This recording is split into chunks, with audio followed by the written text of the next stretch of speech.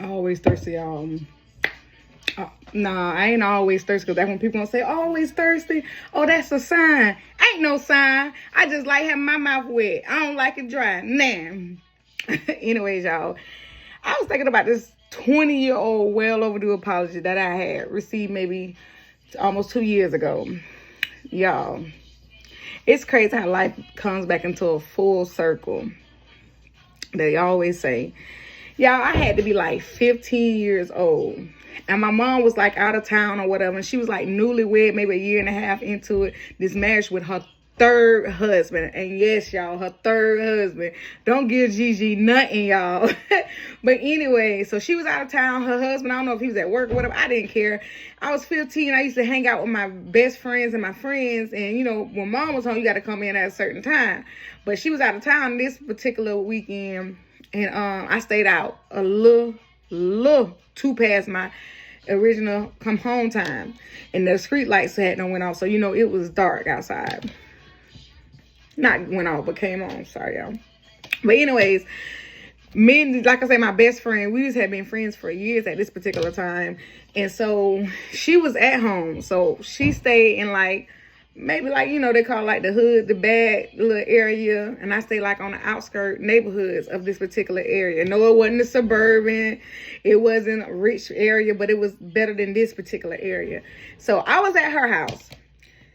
And it had them, the street lights had came on, and it was way past after the street lights had came on. So it was late. It could have been anywhere between 9 to 11 o'clock. Well, it really was around that time. But anyways, so we were sitting on her porch thinking we cute. You know how you want to be fast in the behind, want to be grown and all that stuff. And really, I'm a virgin at this time. So I'm out here and I'm trying to be grown. Don't know what I'm probably going to get myself into or what, you know, I will attract trying to be out here outside, standing outside and stuff like that. Just silly little stuff, you know, little kids, little stuff. So her cousin, now I don't know if this is her real cousin. I'm not sure. But, you know, because some people like to play cousin and all that. I don't do all that. I ain't claiming everybody like that. That ain't for me. So I don't know if it was her real cousin or her play cousin or a friend of the family. I'm not quite sure. But he came over, and he was maybe a couple of years older than us. He had to be like 18, 19 up in there. And he stopped by and he hollered at her people because she stayed with her aunt and uncle. Excuse me. And her cousin. Ooh, excuse me, y'all. Oh, that tea did that. Child. So, so she stayed with them. And so he hollered at them. And he actually had a friend with him, too. So, like I said, I was 15. So, they was either 18 and up. Because he was driving. He had driver's license. And he was probably maybe 5 years older than me now that I think about it. Because I think he was up there with one of my brother. So, he was like up there. So, she was like, hey, you'll give my friend a ride home. And I know of him, I'm going to call him Gopher. Because, child, he could truly be a gopher. Stop, Miss Neat. That ain't nice. We ain't going to do that, y'all. We going to be pleasant. Because the apology did come, even though it took 20-some years. But anyway, so we're going to call him Gopher. And we're going to call his friend Bob. Now, Gopher, he was a D-boy. Of course, I knew who he was. I knew of him. He was in the streets. He was a D-boy. He was a hustler by all means. He would do anything to get money. And this Bob character, I guess he would probably ran with him. You know what I'm saying? Gopher may have not been the most attractive one, and Bob was very attractive. So, you know, he probably just hung with him and just, you know what I'm saying, to play off of his street credit, whatever. I don't know what it was. Were they friends, cousins, boyfriends? I don't know what it was. But they were together that night. So, he was like, yeah, I'll give her a ride. Where you stay? I said, well, I stay over there on East Main. And no, that's not where I lived at the time. I'm just saying this. I said over there about East Main, you know, right around the corner. Walking distance, it was probably 15 minutes at the most. If you walk slow thinking you're cute, but you can get there probably in 5. You know, it wasn't 10 to 5. It wasn't that, it definitely wasn't that far on car. Maybe 5 minutes. And it was late, so traffic wasn't heavy anyway. So, he said, yeah, I'll take her. So I got in the back seat. We said our goodbyes. We laughed. We cut up. We being silly. You know what I'm saying? And we said our goodbyes. So he's like, what's your name? And I was like, Nene. And then, you know, that was probably a little bit more small talk and wasn't much of nothing. Now, y'all, I wasn't scared, but I was a tad bit nervous. But I was trusting, hey, this is my best friend, people. So I ain't thinking nothing finna go crazy, finna go wrong, or anything. Y'all, you hear the noise in the background? That's my co-host messing with his potty and toys or whatever he got down there. Because he'll take that potty and put it in the living room, the kitchen. He'll do that to the stove, to the DJ stand. He gonna move his furniture. But anyways, that's the story. So Gopher did a little talking, and Bob didn't say much or nothing. So we start heading towards the direction towards my house. And so the turn that we get to where we can either go left or right. Right is home. Left is, back into the city, just back into the city to another way. So he goes left.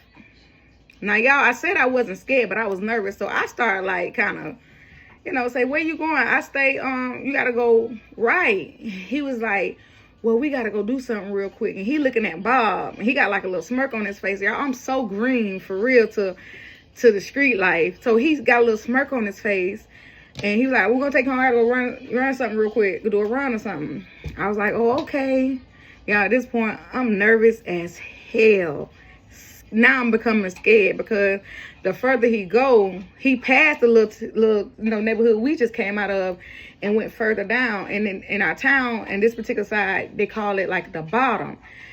I don't know why they call it the bottom. Maybe it's because you about to leave out the city, or maybe because it's like a club down there that they call like the dirty flow, y'all. I mean the dirty flow. Maybe it's mostly dirt there. I don't know why they consider it the bottom, but it was always called the bottom.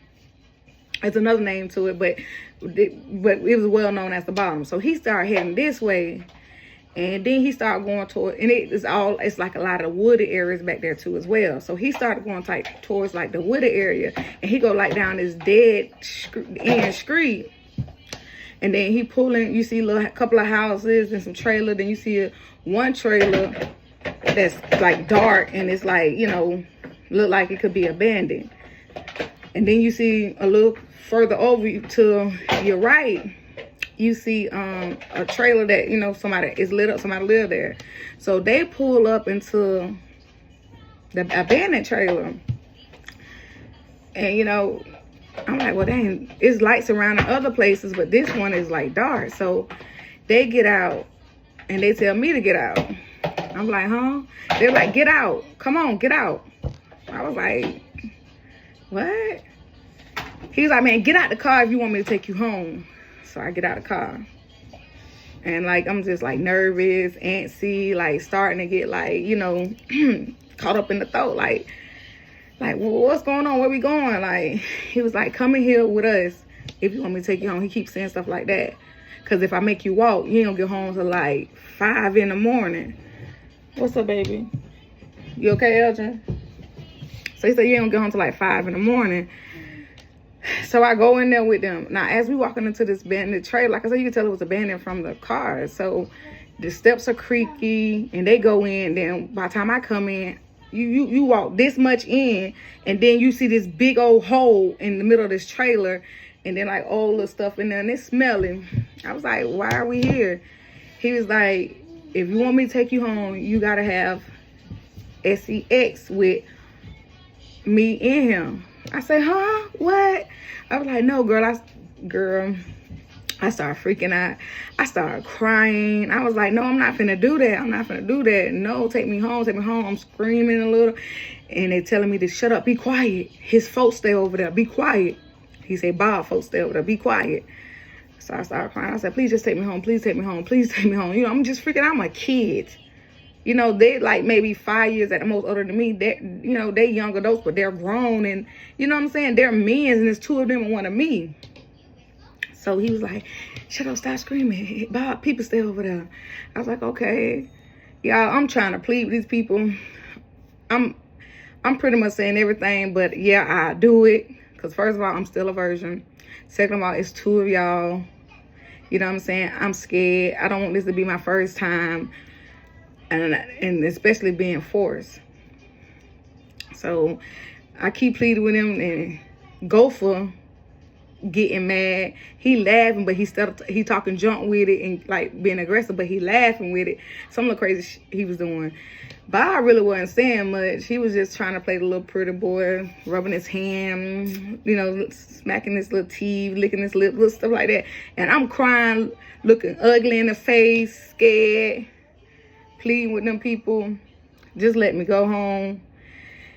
And then they was like, nah, we ain't gonna take you home. If you don't do it, we gonna take her home.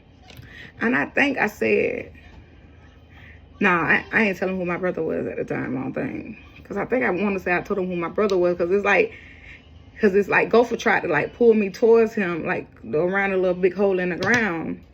And I think I started telling him, I was like, well, you know who my brother is? And I said one of my brother's name, who was well known in the streets.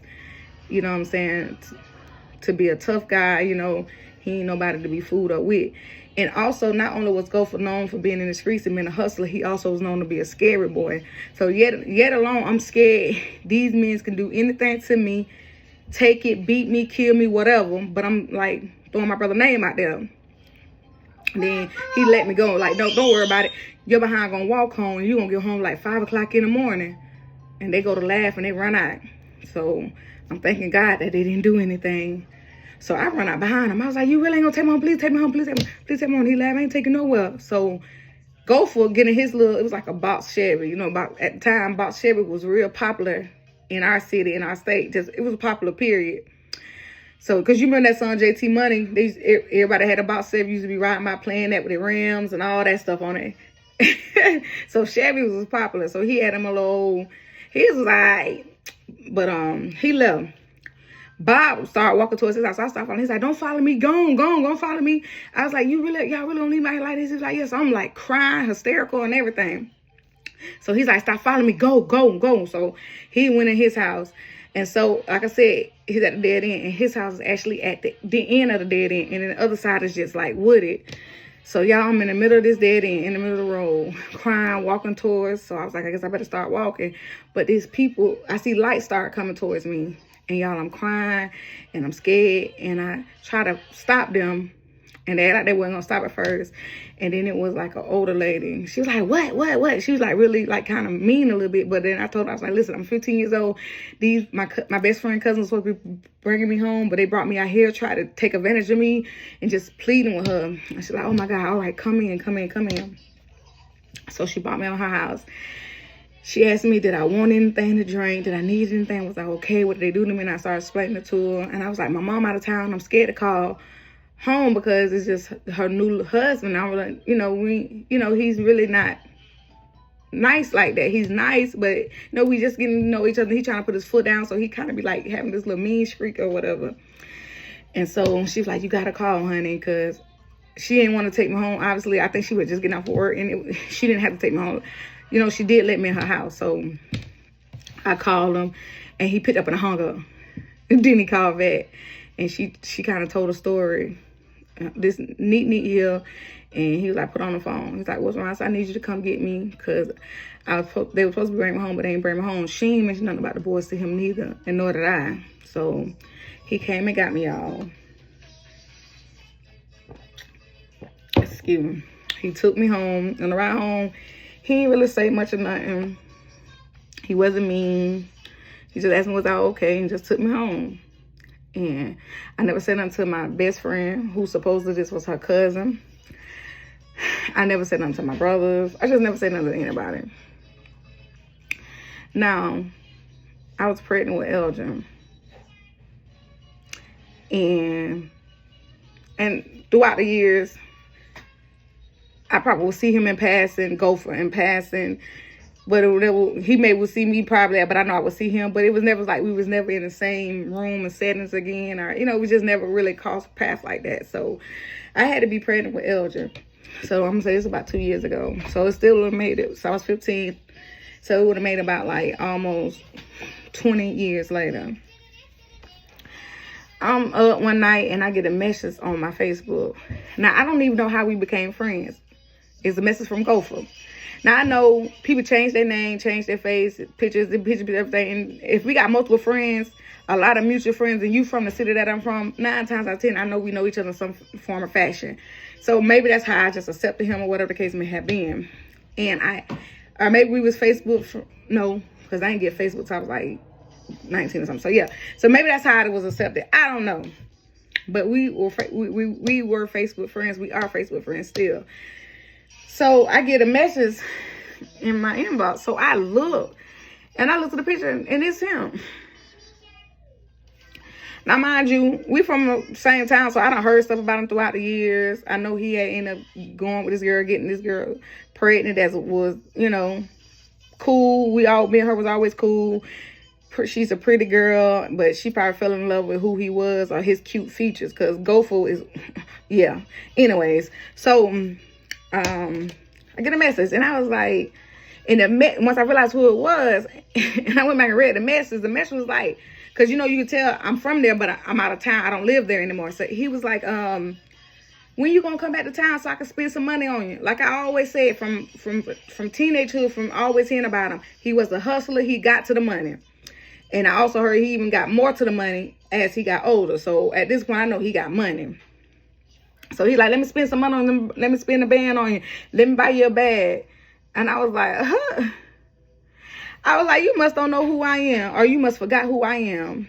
He's like, what you talking about? So y'all, I go typing and running down the story back to him.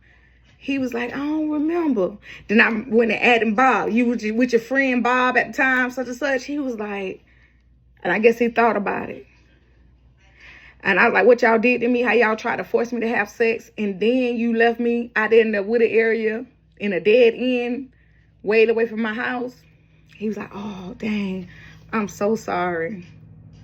I'm sorry. I apologize for that. He was very apologetic. He's like, I still be spin a bag on you. I just want to spin a bag on you. I'm sorry about that. I was young. I was dumb and all that other stuff. I was like, nah, you good. I'm in a serious committed relationship with a baby on the way. I don't want your money. You good. I appreciate the apology, because that's all that I needed and wanted to hear, because what you did was wrong. And he kept saying that he was sorry. He don't know what he was thinking that day. He could have been high on something, on, you know, maybe WEED, marijuana or whatever. But he did apologize. So when I tell y'all, it's crazy how life comes back in a full circle. During the 20 years later, this man apologized to me. He tried to holler at me, and then had realized who I was and had to apologize to me. Because now if I would have told my brother back then, it would have been some problems for him. But it is what it is. It's old. He apologized for it. It's water on the bridge, y'all. But it's just as crazy how people will do messed up things to people and then come back around and try to act like nothing happened, or try to insert themselves into people's lives. You know what I'm saying? But I just appreciate, the fact that he apologized. Now, I got another story, y'all, about another guy who was very apologetic years later as well, too. But, y'all, I was 15 years old. I should have been in the house way before the street lights thought they was coming on. I should never thought I was going to be fast and not knowing what I was getting into. I was too green to the streets. And something terrible could have happened to me that night. But God had them angels over me, and he watched over me. And I hope more young girls that's growing up, especially the day that we live in this day, how the world is, that they be more cautious and be more aware and be careful and don't be out when they shouldn't be out. And y'all, I'm going to end this story time here. But while I end this story time and y'all gather y'all thoughts and y'all get down in them comments and tell me, have anything like that ever happened to you? Were y'all able to avoid stuff like that? And if you wasn't, if you don't mind discussing it and telling us how it was your experience. And still, just comment saying anything. Like, subscribe, do something. What you waiting on? Bye.